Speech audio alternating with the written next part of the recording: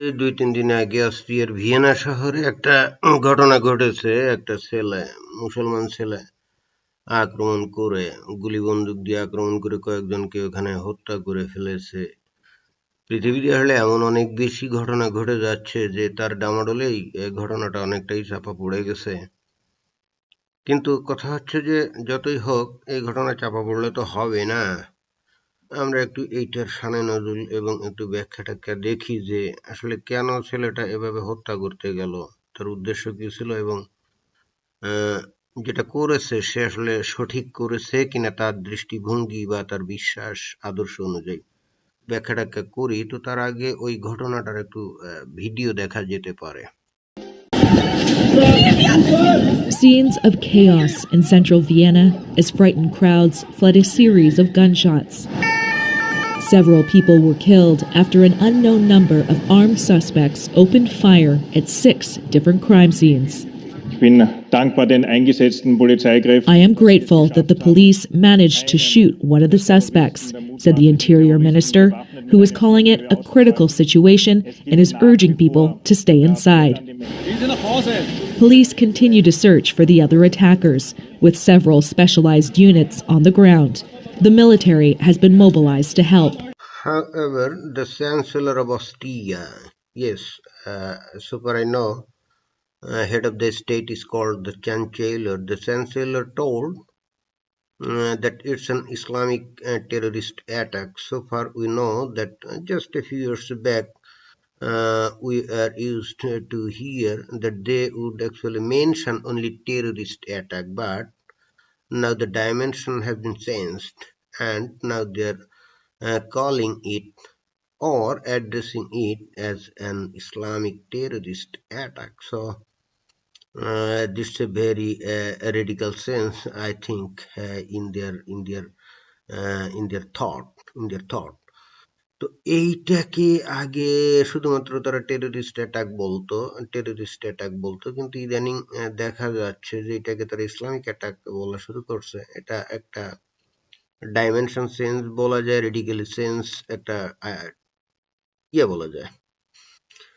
তো যাই হোক, যেটাই বলুক না কেন, আমরা একটু এখন অন্য একটা খবর গিয়ে আমরা দেখার চেষ্টা করব যে হু ওয়াজ দিস অ্যাটাকার। আমরা এখন সেটা একটু দেখব। তো আমরা যাই। So we came to the BBC News web portal and here it says Vienna shooting, what we know about Islamist terror attack. Okay. This is the picture taken from the site. Maybe interested people may go through the news. It's a long news, so I'll not read all of them. Only I'll read a portion of it. Only the portion. What do you know about the gunman? We have to read about it. গানম্যানের সম্পর্কে আমাদের একটু জানতে হবে যে সে আসলে কে। The gunman was later identified as a 20-year-old Islamist terrorist who was released early from jail in December. Jihadist group Islamic State claimed on its propaganda outlet Amaq that it was behind the attack. এই গানম্যানের বয়স হলো 20 বছর, যে নাকি jail থেকে ডিসেম্বরে ছাড়া পেয়েছিল। ইসলামিক স্টেট দাবি করেছে এই ঘটনার পিছনে তাদের হাত আছে। Interior minister Karl Nehmer said he had been jailed for 22 months in April 2019 after trying to get to war-torn Syria to join Islamic State jihadists. He had traveled to Turkey in September 2018 and was held there before being returned to Austria and arrested as a foreign fighter in January 2019. বোঝা গেল যে সে আসলে কে। তাকে 22 মাসের jail দেওয়া হয়েছিল 2019 সালে সিরিয়াতে যাওয়ার উদ্দেশ্যে এবং আইএস এ যোগ দেওয়ার উদ্দেশ্যেই সে গেছিল সেখানে। তো টার্কিতে সে ধরা পড়েছিল 2018 সালে। 18 সালে ধরা পড়েছিল এবং তারপর তাকে ফেরত দেওয়া হয়। ফরেন ফাইটার হিসেবে তাকে অ্যারেস্ট করা হয় এবং তারপরে তাকে অস্ট্রিয়াতে ফেরত পাঠালে বিচারে তার 22 মাস জেল হয়। So what we know about this terrorist? We know that this gunman was a Macedonian originated Austrian citizen who tried to go to war-torn Syria to join the IS in 2018, but unfortunately he was arrested in Turkey and was sent back to Austria. Then Austrian authority convicted him as a foreign fighter, and then the court sentenced him for 22 months. He was eventually named as Kastim Fethullah, who had both Austrian and Macedonian citizenship. He also had a previous conviction for terrorist association. তার নাম হলো ফেজুলাই, এবং তার সম্পর্কে আগেও এই terrorist অ্যাক্টিভিটির সম্পর্ক ছিল। দেখুন যে মাত্র 20 বছর বয়স, তার মধ্যেই ঘটনা কিন্তু কত, তাই না? খুব ইন্টারেস্টিং ব্যাপার।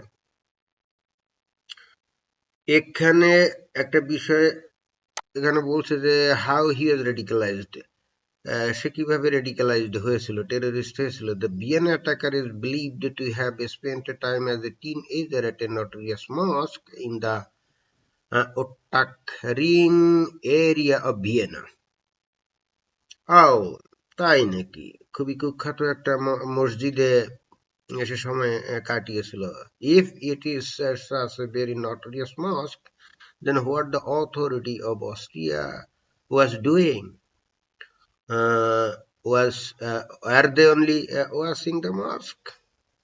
আশ্চর্য ব্যাপার, টাইপিক্যাল কথাবার্তা। Austria's Muslim Community Organization IGO has made it clear it has nothing to do with the mosque. Whose priests are said to have led a German-speaking brigade to Syria before being killed in a drone strike. আচ্ছা, তো ego বলছে যে এর সাথে মসজিদের কোনো সম্পর্ক নাই, আবার তাদেরই একজন প্রিসার যে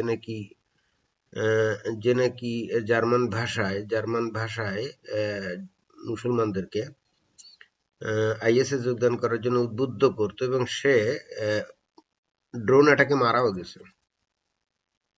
The dead gunman's original defense lawyer Nicholas Rust told Austrian media that the gunman had come from a totally normal family but fell in with the wrong type of friends. আচ্ছা, তার লয়ার বলতেছে যে একটা normal family থেকেই আসছে, কিন্তু খুব খারাপ বন্ধু বান্ধবের পাল্লায় পড়ে গেছে। What a typical accusation. And that he was born in a very good family, normal family, but fell with some wrong type of friends. What kind of wrong types of friends? What kind of these friends who are called wrong?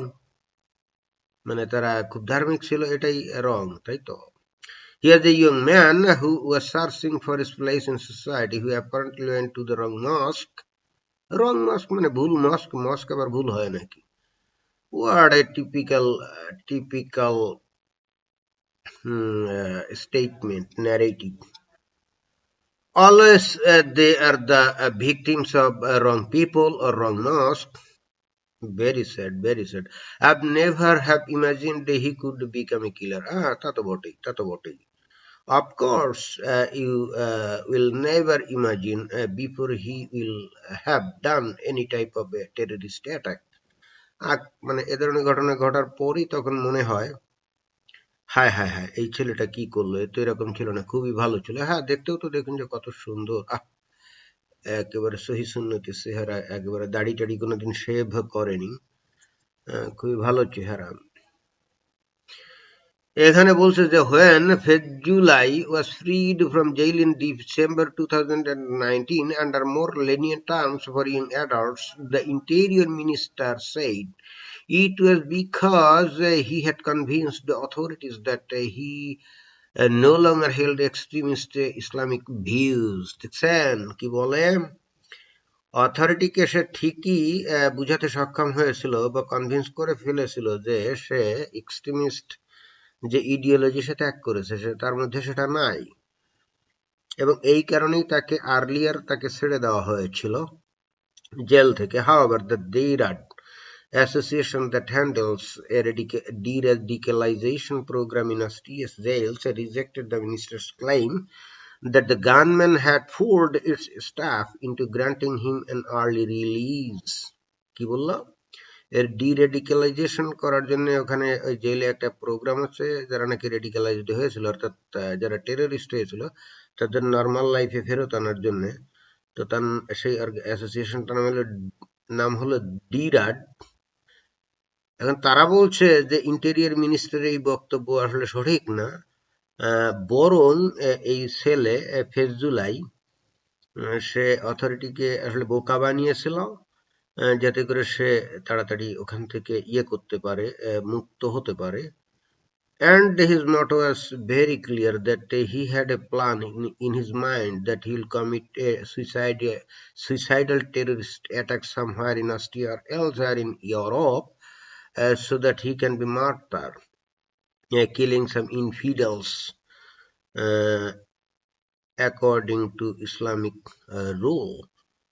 তার মনে এই ধান্দাই ছিল যে যে কোনো ভাবে ভালো মানুষের ভান করে জেল থেকে বের হবে এবং তারপরে সেই ধরনের একটা অ্যাটাক করবে, এবং বের হয়ে দেরিও করেনি, মোটামুটি ভাবে গুলি বন্দুক জোগাড় করে কাজে লেগে পড়েছে। সুতরাং এটা খুব ইন্টারেস্টিং একটা ইনফরমেশন পাওয়া গেল যে সে জেল কর্তৃপক্ষ এবং অথরিটিকে মোটামুটি বোকা বানিয়েছিল। So we came to know that successfully he convinced the authority that he became a good person, a regular normal person, but actually he did not change his radical ideology inside his mind. And how can a person be sexed that whether he has left his ideology or not? There is no such apparatus or tools or instrument in this world that can detect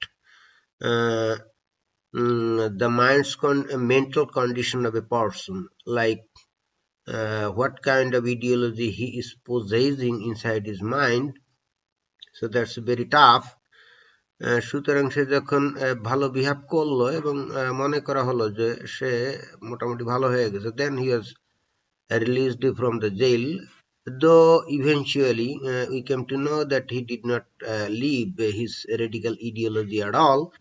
Rather, he pretended to be a good person in the jail so that he can be released from the jail, and then he can commit a suicidal attack and can kill some infidels in Austria or elsewhere. So now let's go on. So now we can read from Surah At-Tawbah, chapter 9, verse 5, where it says, we can read from Pictal. Then when the sacred months have passed, slay the idolaters wherever you find them, and take them captive, and besiege them, and prepare for them each ambush. But if they repent and establish worship and pay the poor due, then leave their way free. Lo, Allah is forgiving, merciful. What a nice verse it is. নিষিদ্ধ মাস অতিক্রান্ত হলে মুশরিকদেরকে যেখানে পাও সেখানে হত্যা করো, তাদেরকে বন্দী করো এবং পাকড়াও করো এবং তাদের সন্ধানে ওত পেতে থাকো। অনেকে এসে বলবে এটা যুদ্ধের আয়াত, কিন্তু এটা হলো যুদ্ধের আয়াত না। So many people will come forward and will try to misguide people with a misinterpretation, saying that this verse was revealed during the time of a fight or war. This is completely nonsense, because the Surah Tawbah was revealed after 1 year of the Mecca conquest by our Prophet Muhammad, and then he was the ruler over both Mecca and Medina, and also he had the control over all the tribes living around that area. So not a single person dared to attack Muhammad at all, or Medina or Mecca at all. During this peaceful time, this verse, Surah Tawbah, verse 5, was revealed. And it clearly says that after the second months passed, slay the idolaters. Who are the idolaters? In fact, uh, all non-Muslims are in a sense idolaters. Like the Hindus, they have a lot of statues or idols. The Buddhists, they have idols and statues, and also the Christians, they have the statue of Jesus Christ and the cross. So in that sense, all non-Muslims, in a way, they are idolaters. So in spite of that, some people may come forward and can say, okay, this is revealed in fact in a specific condition in that time, like 1400 years back. So now we can go to a Sahih Hadith that will clarify the real meaning of this word. So we can go to Sahih al-Bukhari. Sahih al-Bukhari narrated Ibn Umar, Allah's messenger, said, I have been ordered to fight against the people until they testify that none has the right to be worshipped but Allah, and that Muhammad is Allah's messenger, and offer the prayers perfectly and give the obligatory charity. So if they perform that, then they save their lives and property from me except for Islamic laws, and then their accounting will be done by Allah. So this is from Sahih al-Bukhari 25 in book reference, book 2 hadith 18, and other references, volume 1, book 2, hadith number 25. So this hadith clearly states that uh, Muhammad has been ordered to fight against all the people who is not Muslims, that means who did not convert to Islam. But if they convert to Islam, then they will be set free. That means then their lives and property will be saved to Muslims. So here we have to understand very clearly that the order that is for Muhammad is the order for the all Muslims all over the world. So each and every Muslim is always in fight with non-Muslims. Some people will come forward and will say that, oh, no, no, no, no, there is no war or fight between Muslims and non-Muslims, so this bars or hadiths rulings will not be applicable here, but that is quite wrong, because here clearly it says that I have been commanded, I have been ordered to fight against the people until they testify, until they convert to Islam. Prophet Muhammad is ordered to fight against them. That means this order is applicable for all Muslims and for the end time. That means for the till the final judgment day. So as this order is for Muhammad is applicable for all Muslims, that means all Muslims are always in fight with non-Muslims until they convert to Islam. This is a very clear interpretation. This is a very clear message. There is no any confusion to understand this message. A person with an average common sense will understand it very clearly if he carefully reads this passage from Sahih al-Bukhari.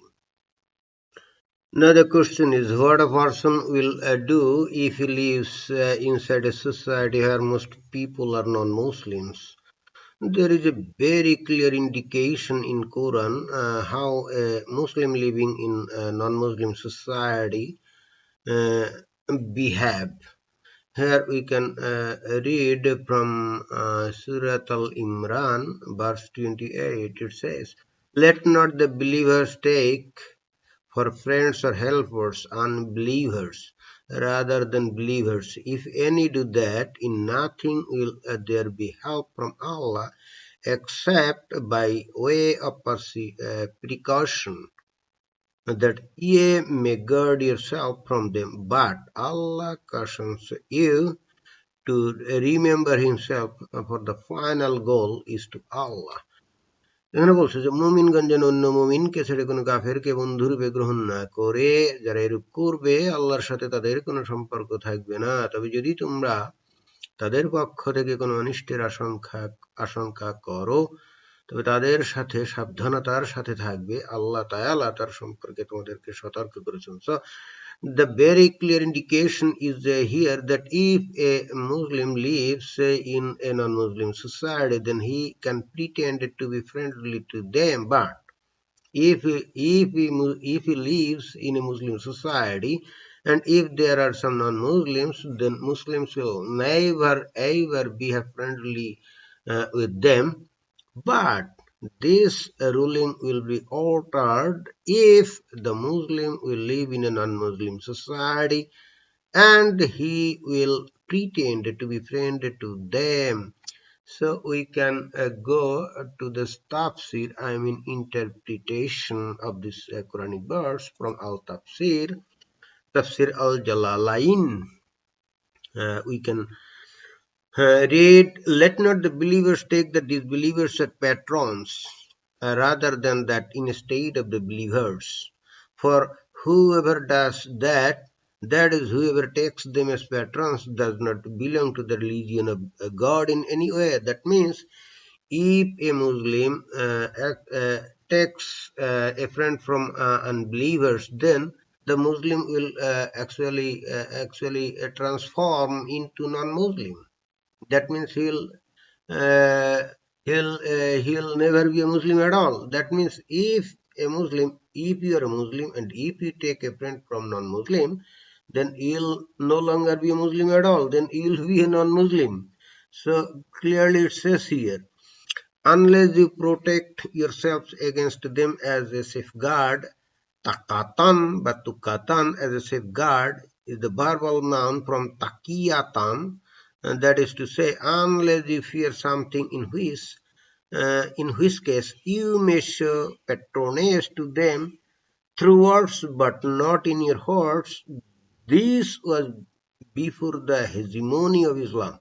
So from this passage and interpretation, very clearly we can understand that this guy, young guy, when he was inside the jail, then he used this taqiyya, which is lying, and he pretended to be very well mannered and very good, and pretended to be de-radicalized, and followed the authority of the jail, and eventually he was released from the jail. But he had a very, very important intention inside his mind that was not detected by the authority of the jail.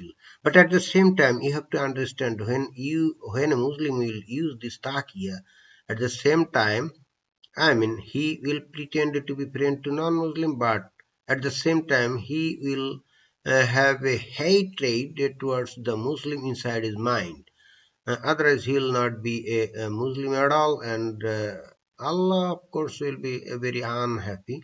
However, this guy used this taqiyya and got out of the jail with an intention. Then uh, we can say what the intention was. The intention was very clear. His intention was to collect some deadly weapons and then go to some place where he can kill some non-Muslims, and accordingly he did so. So we can see from the incident and also the references from Islamic scripture, and we realized that he did exactly what his prophet and Quran dictated him to do.